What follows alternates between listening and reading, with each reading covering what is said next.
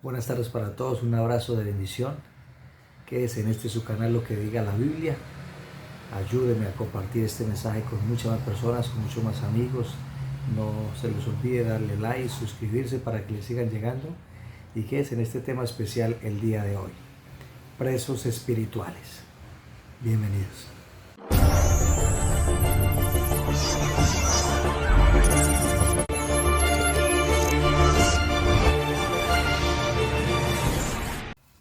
Quiero compartirles algo. En esta semana nos invitaron a una iglesia, a un ayuno. Fuimos a compartir, nos compartieron un mensaje hermoso de parte de Dios acerca del amor de Cristo, del amor unos a otros. Y adoramos, pusieron las alabanzas, adoraciones, estuvo un momento bien especial en la iglesia, pero yo sentía en mi corazón que había cierto tipo de religiosidad en algunas personas, ¿no? Y yo empecé a orarle al Señor, yo decía, Señor, pero si eso no es lo que tú quieres, no quieres que nosotros seamos religiosos, que seamos legalistas, que le demos como el lugar a esas cosas que nosotros hacemos para mirar tu gracia, tu bendición, tu bondad.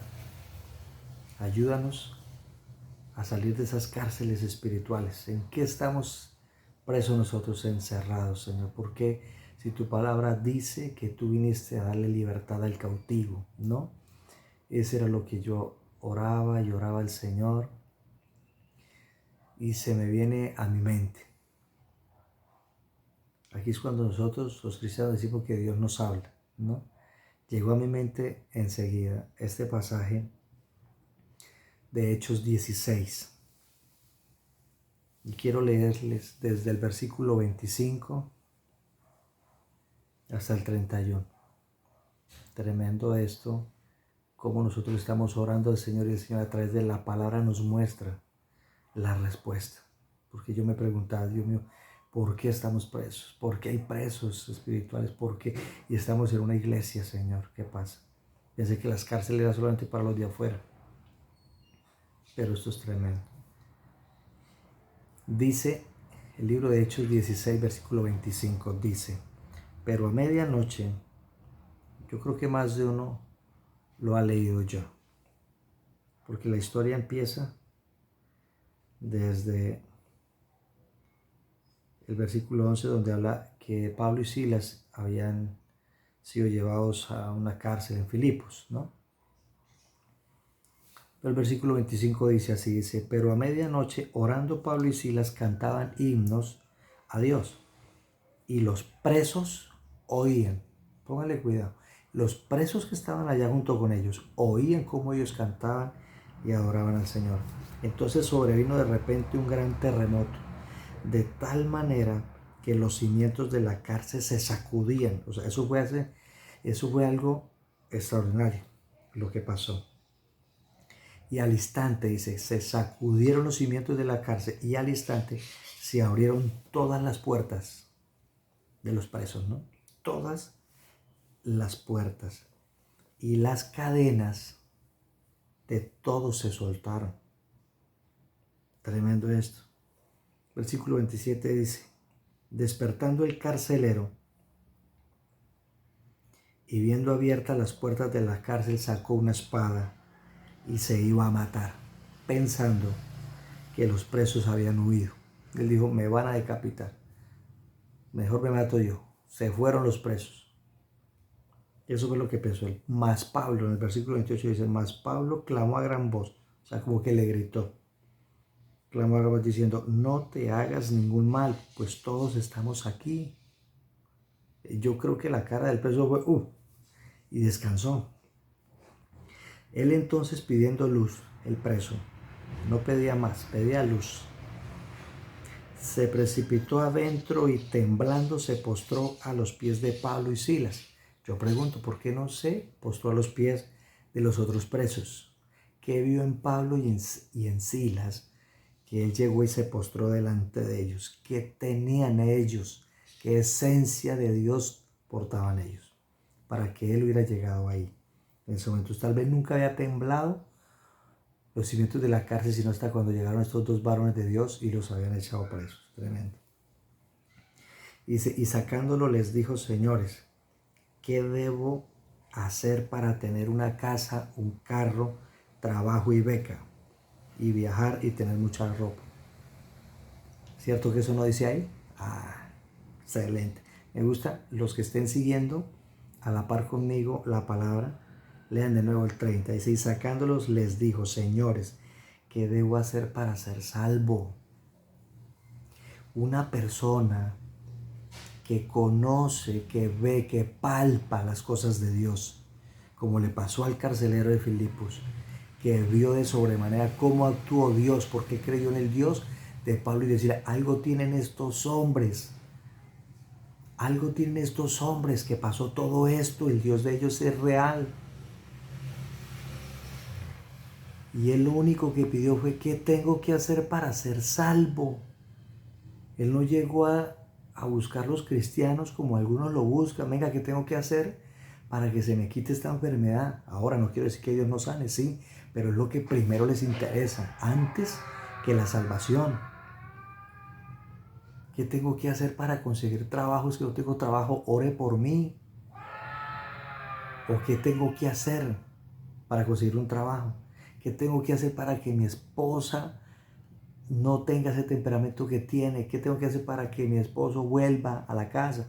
¿Qué tengo que hacer para que mi esposo no siga tomando como lo hace siempre? ¿Qué tengo que hacer, Señor?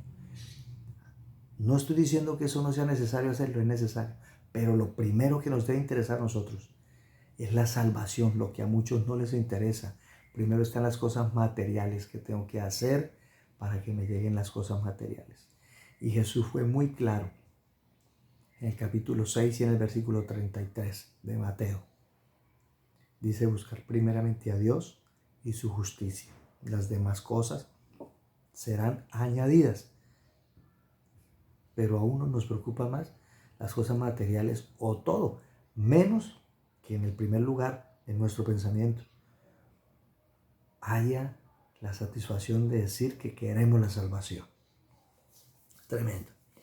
Pero ¿qué les respondieron ellos? Versículo 31 dice: ellos dijeron, o sea, Pablo y Silas dijeron: cree en el Señor Jesucristo y serás salvo tú y tu casa. Ahora, aquí le quiero hacer unas pequeñas comillas acá, pequeñitas, muy pequeñitas. Pero es algo que la mayoría de los cristianos tienen mal interpretado. Aquí dice que es una promesa que tiene que reclamarle a Dios, y es que tiene porque tiene, y el Señor tiene que hacerlo porque usted creyó, se salva su familia. Ojo con eso. La palabra dice: cree en el Señor Jesucristo y serás salvo tú y tu casa. Pero leamos el versículo 32. Esas son unas comillitas que solamente quiero hacer ahí. Versículo 32 dice: y le hablaron la palabra del Señor a él y a todos los que estaban en su casa. Ahora sí. O sea que es que tenemos que escuchar la palabra y entenderla para ser salvos. No es porque creo yo como papá mis hijos se van a salvar. Olvídese de eso. Olvídese, mi hermano, mi hermana, que siempre creyó en su vida cristiana que si tú creías en el Señor, tu casa sería salva. Mentira. Te dijeron mentira. Hasta hoy, te aclaro con la palabra, eso es mentira. Aquí dice que le hablaron de la palabra a todos los de su casa y ellos entendieron. Tanto entendieron que el versículo 33 dice: y él, tomándolos en aquella misma hora de la noche, se lavó las heridas y enseguida se bautizó él con todos los suyos. O sea, todos los que escucharon la palabra, todos los que entendieron que era recibir al Señor Jesús, se bautizaron. O sea que es falso: te salvarás tú y tu casa porque tú creíste. No, ellos también tienen que creer. Ellos también tienen que escuchar la palabra. Y volviendo al tema de los presos espirituales, yo le decía a Dios: ¿por qué hay presos aquí, Señor? ¿Qué pasa? Tú eres el mejor experto. Tú eres el Dios de todo. Da libertad. Y el Señor me regresaba al versículo donde dice que se abrieron las puertas y las cadenas de todos se soltaron. Tremendo. ¿Qué les quiero compartir hoy con eso? Las puertas fueron abiertas, las cadenas fueron rotas. ¿Qué tenían que hacer? Salir. Pero la palabra no nos enseña que ellos salieron. Se quisieron quedar ahí porque quieren llevar sus vidas como ellos la quieren llevar. Porque no han podido entender muchas cosas de la palabra de Dios. Porque la palabra dice una cosa, pero sus experiencias en su vida cristiana lo han llevado a quedarse casados con esas experiencias y no con lo que la palabra enseña. Y decía, hay religiosidad. Y eso no es lo que quiere Dios. Jesús peleaba, lidiaba, les enseñaba a los fariseos por su religiosidad y se las criticaba. Eso no es de religiosidad.